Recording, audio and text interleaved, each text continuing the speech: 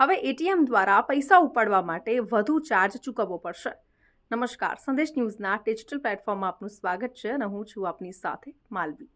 ભારતીય reserve bank એટલે કે આરબીઆઈએ એટીએમ ઇન્ટરચેન્જ ફીમાં વધારાને મંજૂરી આપી દીધી છે, જે નવા નિયમ 1 મે 2025થી અમલમાં આવશે। એટીએમ ઇન્ટરચેન્જ ફીમાં 1 મેથી બદલાવ થશે। ફાઇનાન્શિયલ ટ્રાન્ઝેક્શન્સ એટલે કે રોકડ ઉપાડ પર ₹2 અને બેલેન્સ ચેક કરવા પર ₹1નો વધારો કરવામાં આવ્યો છે।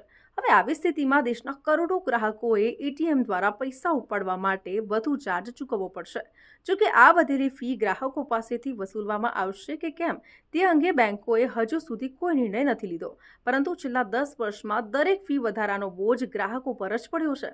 એટલે કે જો તમે તમારા બેંકના એટીએમની જગ્યાએ બીજી કોઈ બેંકના એટીએમથી પૈસા ઉપાડશો તો ચાર્જ ચૂકવવો પડશે, પણ એવું ત્યારે જ થશે જ્યારે તમે ફ્રી લિમિટ કરતાં વધારે વખત પૈસા વિથડ્રો કરશો।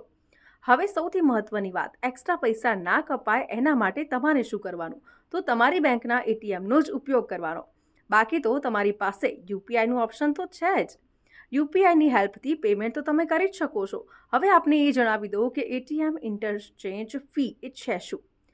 આ એક એવો ચાર્જ છે જે એક બેંક બીજી બેંકના એટીએમનો ઉપયોગ કરવા માટે ચૂકવે છે। અગાઉ આ ફીમાં જૂન 2021માં સુધારો કરવામાં આવ્યો હતો અને આ નવા ફેરફાર હેઠળ નાણાકીય વ્યવહારો માટેની ફી ₹17થી વધારીને ₹19 અને બેલેન્સ ચેક કરવા માટેની ફી ₹6થી વધારીને ₹7 કરવામાં આવી છે। તો આવા જ ઇન્ફોર્મેટિવ વિડીયોઝ જોવા માટે સંદેશ ન્યૂઝના ડિજિટલ પ્લેટફોર્મ સાથે જોડાયેલા રહો।